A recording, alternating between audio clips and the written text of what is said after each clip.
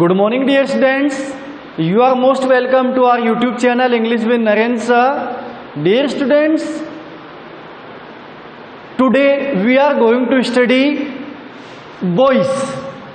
प्रिय विद्यार्थियों, आज हम हमारा जो नया टॉपिक है वॉइस वो पढ़ने जा रहे हैं। तो आइए वीडियो की शुरुआत करते हैं ज़्यादा टाइम लिए बगैर।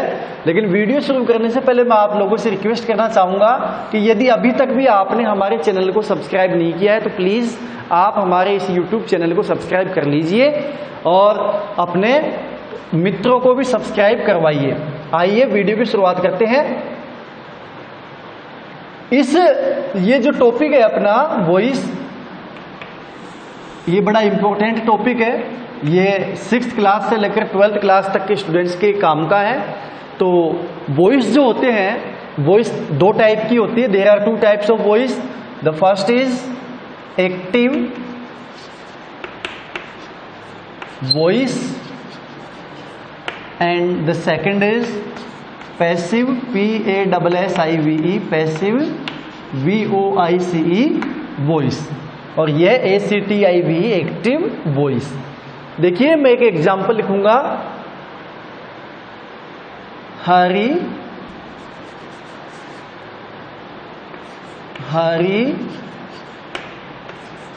हेल्प्स मोहन, ये एक्टिव में हो गया, और पैसिव में है मोहन इज हेल्प्ड बाय हरी। यहां हमारे सामने 2 एग्जाम्पल है। एक है हरी हेल्प्स मोहन और दूसरा मोहन इज हेल्प्ड बाय हरी। ये पैसिव में, एक्टिव में है। ये वाला जो एग्जाम्पल है वो एक्टिव वॉइस में है, और ये वाला जो एग्जाम्पल है वो पैसिव वॉइस में है। तो यहां मैं आपको एक्टिव और पैसिव की पहचान, या एक्टिव और पैसिव क्या होते हैं वो बताने के लिए दोनों की अलग अलग एक तरीके से आप डेफिनेशन समझ सकते हो, वो लिखवा रहा हूं। तो आप इसको नोट कर लीजिएगा कि इन फर्स्ट सेंटेंस, यहां हम देख सकते हैं ये एक्टिव वॉइस का सेंटेंस है। तो यहां पे क्या है, इन active voice, active voice the verb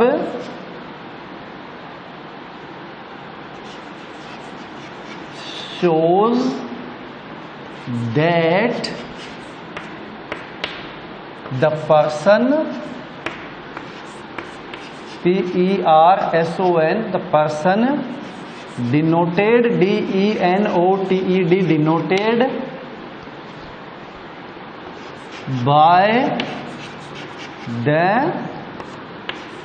subject does something।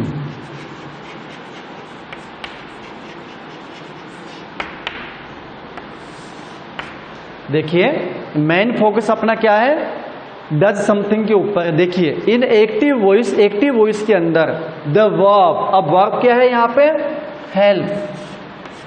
Shows, ये दिखाती है कि दैट द पर्सन, कौन सा पर्सन, ये person denoted by the subject, subject के द्वारा जो पर्सन डिनोट किया गया है, जो सब्जेक्ट के द्वारा जो पर्सन दिखाया गया है, डज समथिंग, वो कोई काम करता है या कर रहा है। तो यहां हरि के द्वारा कौन सा काम होता है, हेल्प करने का, किसकी, मोहन की। तो ये क्या हो गया, एक्टिव वॉइस हो गया। अब पैसिव वॉइस में क्या होगा, in passive voice, PASSIVE, in passive voice the verb shows that something is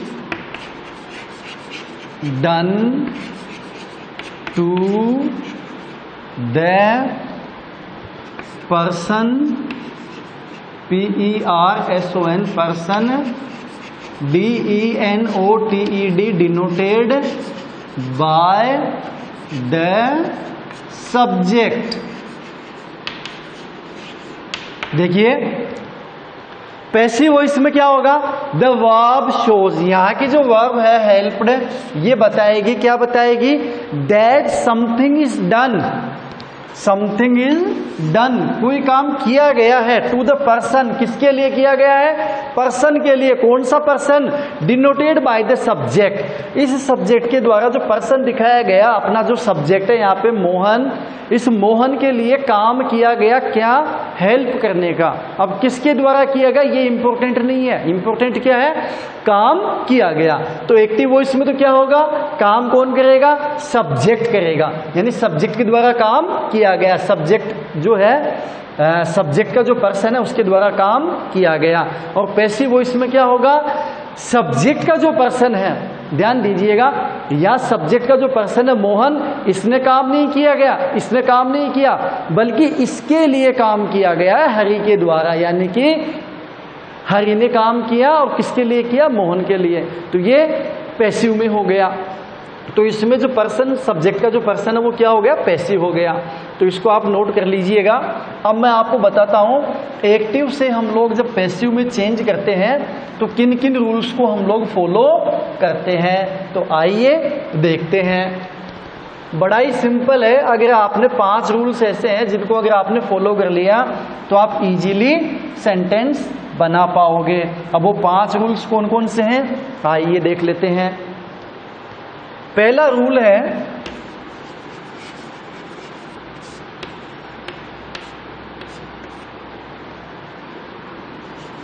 active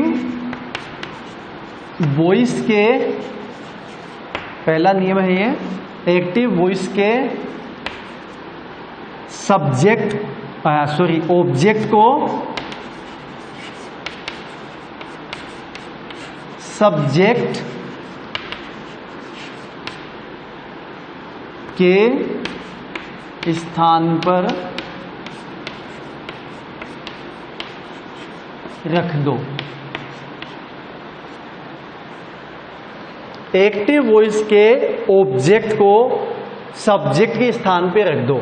अब देखिए एक्टिव वॉइस का ऑब्जेक्ट कौन है, मोहन। तो मोहन को हमने क्या बना दिया, पैसिव बनाते समय सब्जेक्ट बना दिया, यानी सब्जेक्ट के स्थान पर इसको रख दिया। तो इसको हमने क्या बना दिया, सब्जेक्ट बना दिया। तो एक्टिव वॉइस का जो ऑब्जेक्ट है, अब ऑब्जेक्ट कहाँ आएगा, मेन वर्ब के तुरंत बाद। हरि तो क्या हो गया, सब्जेक्ट। हेल्प क्या हो गया, वर्ब। मोहन क्या हो गया, ऑब्जेक्ट, है ना। ये भी अपने को पता होना चाहिए, सब्जेक्ट जो कोई काम करता है वो सब्जेक्ट होता है, वर्ब क्या होती है, जो भी काम किया जाता है वो वर्ब होती है, ऑब्जेक्ट क्या होता है, जो क्या और किसको का जवाब देता है, यानी क्या काम किया जाता है, किसके लिए किया जाता है, तो वो ऑब्जेक्ट हो गया। तो एक्टिव वॉइस के ऑब्जेक्ट को सब्जेक्ट के स्थान पे रख दो। दूसरा, प्रॉपर हेल्पिंग वर्ब लगा दो, यानी कि जो प्रॉपर हेल्पिंग वर्ब अपने को यूज में लेनी वो लेनी है। यहाँ प्रेजेंट इंडेफिनिट में सेंटेंस से कोई हेल्पिंग वर्ब काम में नहीं आ रही, लेकिन जब आप पैसिव में चेंज करोगे तो इसके साथ हेल्पिंग वर्ब सिंगुलर है तो इज, प्लूरल है तो आर, और आई है तो एम काम में हम लेंगे। तो प्रॉपर हेल्पिंग वर्ब लगा दो। तीसरा है, always use third form of the verb. हमेशा वर्ब की कौन सी फॉर्म काम में लेंगे, कौन सी फॉर्म, थर्ड फॉर्म। ये ध्यान रखना, पैसिव जब भी हम बनाएंगे तो वर्ब की थर्ड फॉर्म काम में लेंगे। चौथा रूल अपने को क्या ध्यान में रखना है, चौथा रूल ये रखना है कि वर्ब की थर्ड फॉर्म के बाद बी वाई, बाय का मतलब होता है द्वारा, बाय का मतलब क्या हो गया, द्वारा, तो बाय लगा दो। लेकिन यहां अपने को एक चीज और ध्यान रखनी है कि यदि आवश्यक हो, यदि आवश्यक हो तो ही लगाना है, आवश्यक नहीं हो तो नहीं लगाना है, ठीक है। तो आप देख सकते हो कि पहला चेंज हमने क्या कर दिया, अपना सब्जेक्ट कौन, अपना ऑब्जेक्ट कौन था, मोहन था, तो मोहन को हमने सब्जेक्ट बना दिया, ये पहला चेंज हो गया। दूसरा चेंज हमने क्या कर दिया कि जो हेल्पिंग वर्ब है प्रॉपर, वो हेल्पिंग वर्ब हमने इज लगा दी, मोहन सिंगुलर है इसलिए इज लगा दी। अगर ये प्लूरल होता तो हम यहाँ पे आर लगा देते, आई होता तो हम यहाँ पे एम लगा देते। तीसरा चेंज हमने क्या किया कि वर्ब की थर्ड फॉर्म या हेल्प दिया गया था तो हेल्प की कौन सी फॉर्म लगी हुई है, वर्ब की थर्ड फॉर्म हेल्प्ड लगा हुआ है, और उसके तुरंत बाद वर्ब की थर्ड फॉर्म के बाद क्या लगाना है, बाय लगाना है, तो ये हमने बाय यहाँ पे लगा दिया। लास्ट जो चेंज है वो है एक्टिव वॉइस के सब्जेक्ट को, ध्यान दीजिए, सब्जेक्ट को ऑब्जेक्ट के स्थान पर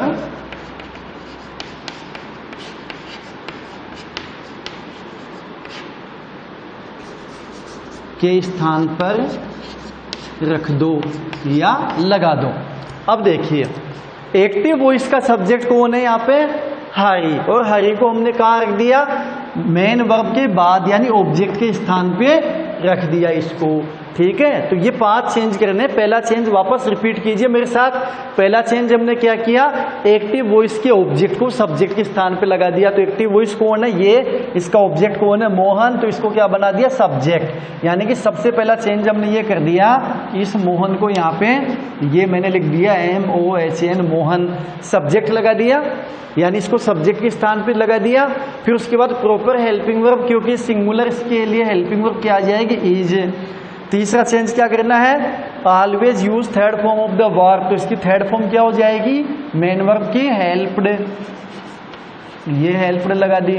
उसके बाद वर्ब की थर्ड फॉर्म के बाद क्या लगा दो, बाय लगा दो, तो ये मैंने बाय लगा दिया।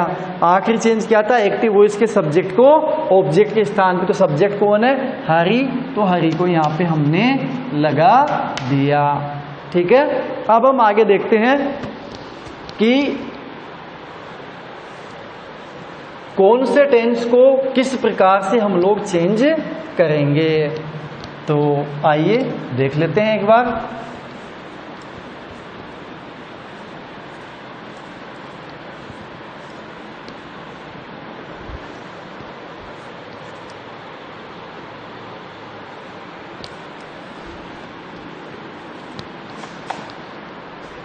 देखिए अगर अपना सेंटेंस, एक्टिव वॉइस का सेंटेंस अगर अपना प्रेजेंट इंडेफिनिट टेंस में दिया गया हो,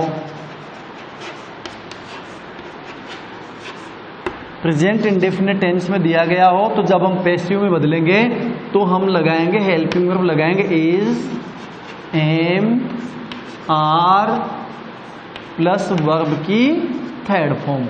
देखिए ध्यान से, प्रेजेंट इंडेफिनिट में क्या दिया गया होता है, वर्ब की फर्स्ट फॉर्म दी गई होती है, अपने को पहले से पता है, या फिर उसमें एस या ईएस दिया गया होता है। तो ये दिया गया हो तो हम उसको क्या कर देंगे, इज, एम, आर, यानी सिंगुलर है तो इज लगा दो, प्लूरल है तो आर लगा दो, आई है तो एम लगा दो, प्लस वर्ब की थर्ड फॉर्म। दूसरा देखिए आप, प्रेजेंट कंटिन्यूअस, अगर प्रेजेंट कंटिन्यूअस टेंस में दिया गया है तो अब प्रेजेंट कंटिन्यूअस टेंस में क्या क्या दिया गया होता है, is, am, are plus verb की फर्स्ट फॉर्म में आईएनजी दी गई होती है, तो उसको जब हम चेंज करेंगे तो वो बन जाएगा is, am, are plus being. या मैं इसको और स्पष्ट लिख देता हूं, हो सकता है कि आप इसमें कंफ्यूज हो जाओ, तो आप इसको चेंज जब करोगे तो बनेगा इज, बीइंग, या फिर एम, बीइंग, या फिर आर, बीइंग, BEING, ये बीइंग है, प्लस वर्ब की थर्ड फॉर्म। देखिए या तो क्या बनेगा, इज बीइंग या एम बीइंग या आर बीइंग प्लस वर्ब की थर्ड फॉर्म हमेशा हमेशा यूज में ली जाएगी। यहाँ ये ध्यान रखना है कि सिंगुलर है, यदि अपना सब्जेक्ट है, पर्सन है, तो हम उसके साथ इज लगा देंगे, अगर आई है तो एम लगा देंगे, प्लूरल है तो आर लगा देंगे। देखिए अगर active voice present perfect tense में है तो हम लोग हैज़ बीन या फिर हैव बीन प्लस वर्ब की थर्ड फॉर्म काम में लेंगे। अगर अपना sentence present perfect continuous tense में है तो ये चेंज नहीं होगा, इसमें कोई चेंज अपने को करने की आवश्यकता नहीं है। तो ये तो प्रेजेंट टेंस की बात होगी। अगर प्रेजेंट टेंस में हो तो हम ये चेंज करेंगे। अब हम आ जाते हैं पास्ट टेंस में। तो देखिए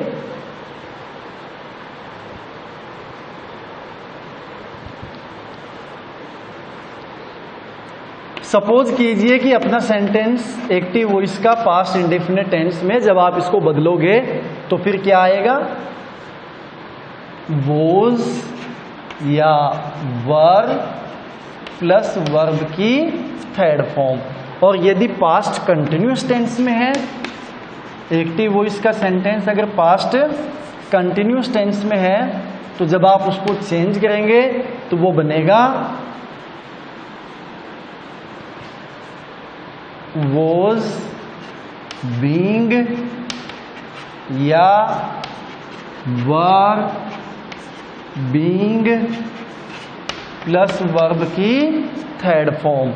यदि एक्टिव वॉइस का सेंटेंस पास्ट परफेक्ट टेंस में है तो वो बनेगा हैड बीन प्लस वर्ब की थर्ड फॉर्म। यदि एक्टिव वॉइस का tense past perfect continuous tense में है तो इसमें क्या रहेगा, नो चेंज, यानी ये बिल्कुल भी नहीं बदलेगा। तो ये पास्ट टेंस की बात हो गई। अब हम आ जाते हैं फ्यूचर टेंस में। तो यदि अपना एक्टिव वॉइस का सेंटेंस फ्यूचर टेंस में है, फ्यूचर इंडेफिनिट टेंस में है, FUTURE फ्यूचर इंडेफिनिट टेंस में है, तो जब हम पैसिव में बदलेंगे तो हम हेल्पिंग वर्ब क्या लगाएंगे, शैल बी या विल बी प्लस वर्ब की थर्ड फॉर्म। अब यदि अपना सेंटेंस एक्टिव वॉइस का जो सेंटेंस है वो फ्यूचर कंटिन्यूस टेंस में है तो इसका पैसिव नहीं बनेगा, तो ये नो चेंज हो जाएगा। अगर अपना एक्टिव वॉइस का टेंस फ्यूचर परफेक्ट टेंस है तो ये बन जाएगा शैल हैव बीन और will have been plus verb की थर्ड फॉर्म। और यदि अपना sentence future perfect continuous tense में है तो ये क्या रहेगा, नो चेंज रहेगा, यानी इसमें कोई चेंज नहीं होगा। तो ये चेंज तो हमने चर्चा कर ली किसकी, यहां जैसे मान लीजिए हरी हेल्प्स मोहन सेंटेंस दिया हुआ था ऊपर, इसको आप वापस देख लीजिए एक बार। तो ये तो हमने वर्ब संबंधी या टेंस संबंधी परिवर्तन की बात की है यहाँ पे। अच्छा, इसमें एक चीज मैं आपको और बताना चाहूंगा कि यदि अपने को मॉडल्स दिए गए हैं ना, मॉडल्स हैं जैसे कैन है, कुड है, COULD कुड है, मे है, माइट है ना, मस्ट है, ठीक है, शैल और विल भी है, वो मैं उस टेंस में आपको फ्यूचर में पढ़ा चुका हूं। तो यदि ये दिए गए हैं तो इनके आगे पैसिव जब हम बनाएंगे तो अपने को बी जोड़ना पड़ेगा। क्या जोड़ना पड़ेगा, बी जोड़ना पड़ेगा। जैसे कैन भी हो जाएगा, कुड भी हो जाएगा, मे भी हो जाएगा, माइट भी हो जाएगा, मस्ट भी हो जाएगा।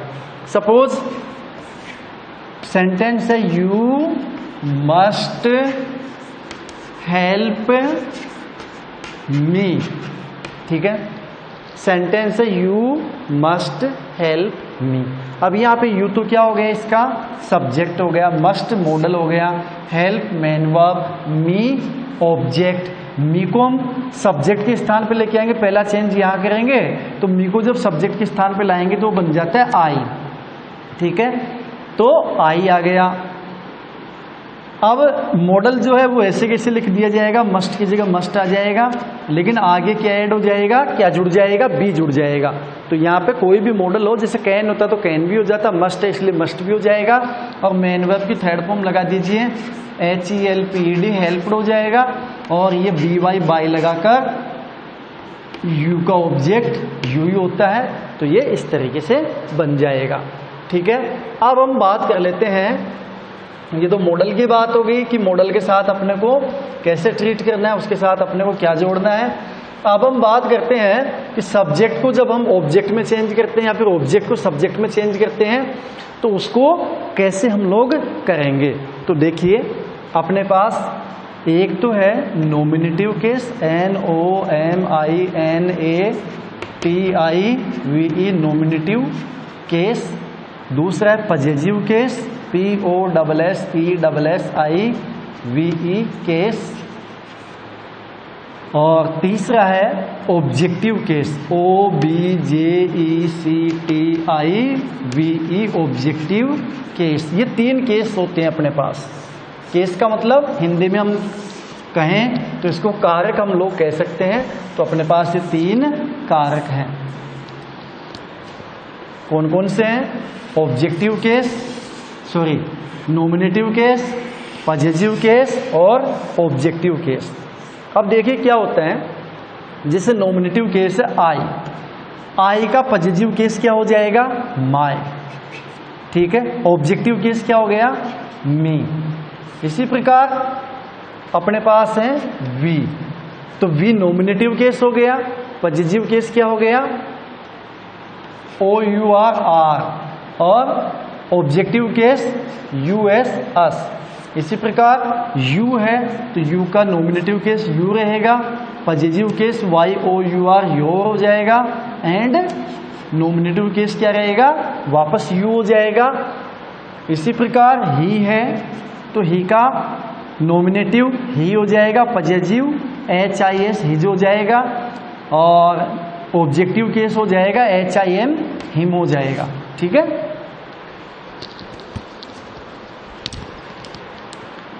इसी प्रकार SHE है तो सी का नॉमिनेटिव केस सी हो जाएगा, पजेसिव केस हार, और ऑब्जेक्टिव केस भी हार। इसी प्रकार दे है THEY दे, तो दे का नॉमिनेटिव केस दे हो जाएगा, पजेसिव केस THEIR देर हो जाएगा, और नॉमिनेटिव केस देम हो जाएगा। इसी प्रकार WHO हु है, हु का पजेसिव WHOS हुज हो जाएगा, और नॉमिनेटिव केस WHOM हुम हो जाएगा।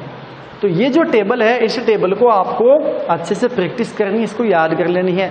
आई my me, we are us, you your you, he his him, she her her, they their them, who whose whom. अब देखिए ये कहाँ काम में आएगा अपने, इनमें से एक्टिव पैसिव में अपने 2 चीज काम आएगी।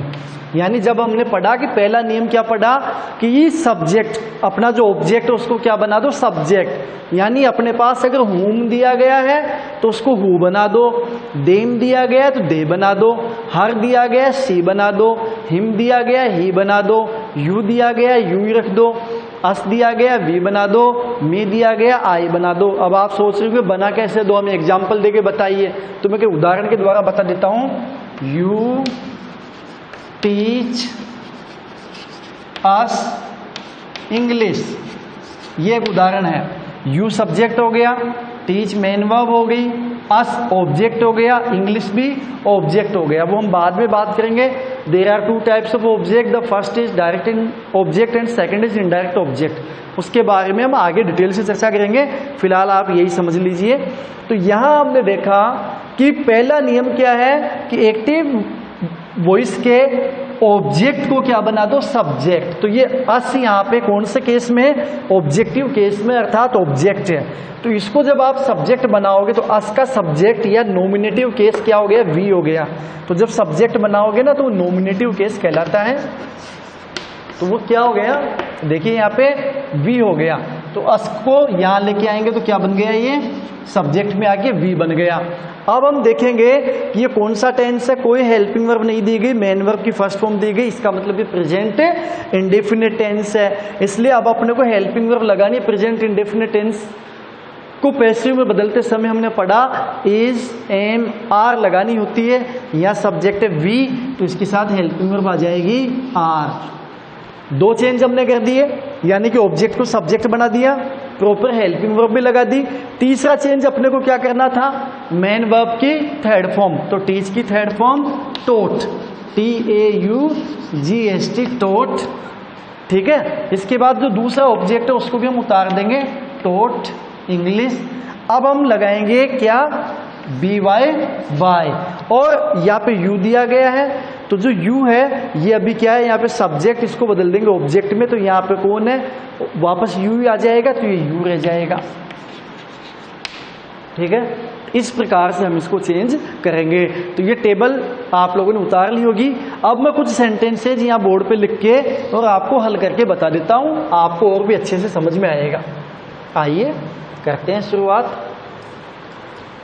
डियर स्टूडेंट्स, ज़्यादा आपको परेशान होने की जरूरत नहीं है, इतना कोई मुश्किल टॉपिक ये है भी नहीं। अपने को अगर थोड़ा सा धैर्य रख लें, यदि हम थोड़ा धैर्य रख लें और उस चीज़ को बार बार प्रैक्टिस करते जाएं तो इजी है, आप उसको अच्छे से समझ पाएंगे। देखिए, जैसे सपोज कीजिए मैंने लिखा राम प्लेज CRICKET, ठीक है। दूसरा है ही इज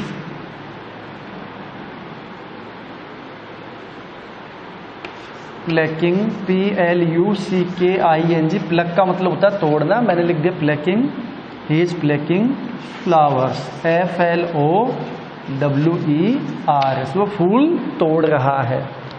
एक यहां लिख देता हूं मैं, he has taught, TAUGST, taught stories, STORIES।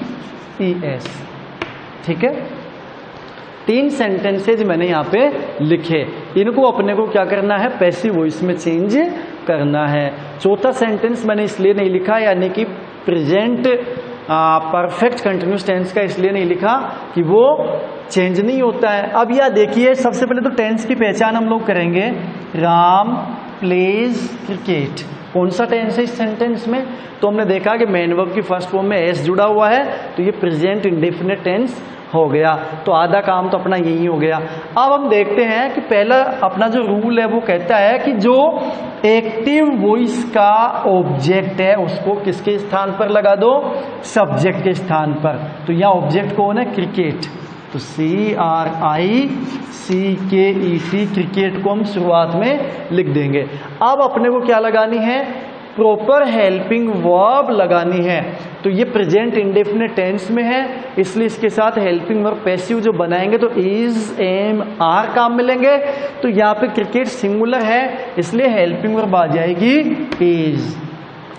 तीसरा रूल क्या था, मेन वर्ब की थर्ड फॉर्म यूज में लो, तो ये प्ले की third form played, is played. चौथा रूल क्या था कि इसके तुरंत बाद क्या लगा दो, मेन वर्ब की थर्ड फॉर्म के बाद BY, बाय लगा दो, यानी जिसके द्वारा काम किया गया उसके पहले बाय लगा दो। तो ये बन गया cricket is played by Ram, और जो सब्जेक्ट था उसको ऑब्जेक्ट के स्थान पर लास्ट में हमने रख दिया। तो देखिए, राम प्लेज क्रिकेट, इस सेंटेंस में जो सब्जेक्ट का पर्सन है ना राम, उसके द्वारा काम किया जा रहा है। किसके द्वारा काम किया जा रहा है, राम के द्वारा काम किया जा रहा है। ठीक है, यहाँ पे जो पैसिव में क्रिकेट जो है ना सब्जेक्ट है, इसका सब्जेक्ट का जो पर्सन है क्रिकेट, उसके लिए काम किया जा रहा है। कौन सा? खेलने का। और किसके द्वारा? राम के द्वारा किया जा रहा है। ठीक है, आगे देखिए, ही is plucking, PLUCKING, plucking flowers. तो इसको जब आपने देखा तो कौन सा टेंस है ये? इज आ गया ना, इज MR आता है और ING आता है तो प्रेजेंट कंटिन्यूस टेंस होता है। तो आ जाइए, सबसे पहले तो हम क्या करेंगे, जो ऑब्जेक्ट है उसको सब्जेक्ट बना दो। तो फ्लावर्स FLOWERS। अब हमको हेल्पिंग वर्ब क्या लगानी है? या तो इज लगानी है, या एम लगानी है, या आर लगानी है, उसके साथ बीइंग जोड़ना है। तो हम देखेंगे, तो फ्लावर्स प्लूरल है, यहाँ पे ही सिंगुलर था इसलिए इज थी, फ्लावर्स प्लूरल है इसलिए क्या आ जाएगा? आर। और आर के तुरंत बाद क्या जोड़ना पड़ेगा? बीइंग। और जो मेन वर्ब दी गई है प्लक, या आप तो यूं समझ लीजिए जहां ING दिया गया होता है वहां बीइंग भी लगाना पड़ेगा इज MR के बाद। तो यहां देखिए प्लक की थर्ड फॉर्म क्या हो जाएगी? प्लक्ड, PLUCKED, थर्ड फॉर्म लगा दी। और थर्ड फॉर्म के बाद क्या लगाना है? बाय। और काम किसने किया? ही ने किया। अब ही तो नॉमिनेटिव केस है, अब इसको जब आप ऑब्जेक्टिव केस में बदलोगे तो ही का क्या बन जाएगा? हिम बन जाएगा। तो ये हिम हो गया। तो सेंटेंस बना, flowers are being plucked by Ram. इसको चेंज करके देख लेते, ही हैज टोल्ड स्टोरीज। तो ये कौन सा टेंस हो गया? ये हो गया प्रेजेंट परफेक्ट टेंस। तो आप चेंज करोगे तो जो ऑब्जेक्ट है उसको पहले ले आओ। तो ये आ गया स्टोरीज, STORIES, स्टोरीज। अब देखिए ही सिंगुलर इसलिए हैज आ गया ना, स्टोरेज प्लूरल है तो क्या आ जाएगा? हैव। और इसके साथ क्या जुड़ेगा? बीन। टोट पहले से थर्ड फॉर्म है तो TAUGST ऐसे कैसे आ जाएगा? इसके तुरंत बाद क्या लगा देंगे? BY, बाय लगा देंगे। और ही का नॉमिनेटिव केस में ही होता है और ऑब्जेक्टिव केस में क्या बन जाता है? हिम। तो इस प्रकार से ये चेंज हो जाएगा। तो डियर स्टूडेंट्स, आज के लिए इतना ही काफ़ी है। हम हमारे अगले वीडियो में इसको कंटिन्यू करेंगे, तो इसको आप अच्छे से देखना, सीखना, समझना, अच्छी आप इसके साथ प्रैक्टिस करना। और उम्मीद करता हूँ कि आप अच्छे से पढ़ रहे होंगे, अच्छे से रह रहे होंगे। इस कोरोना का जो एक भयपूर्ण माहौल है, ऐसे माहौल में हम लोगों को अपने आप को सुरक्षित रखते हुए अपनी पढ़ाई को कंटिन्यू करना है। तो thanks for watching my video. Thank you. Have a nice day.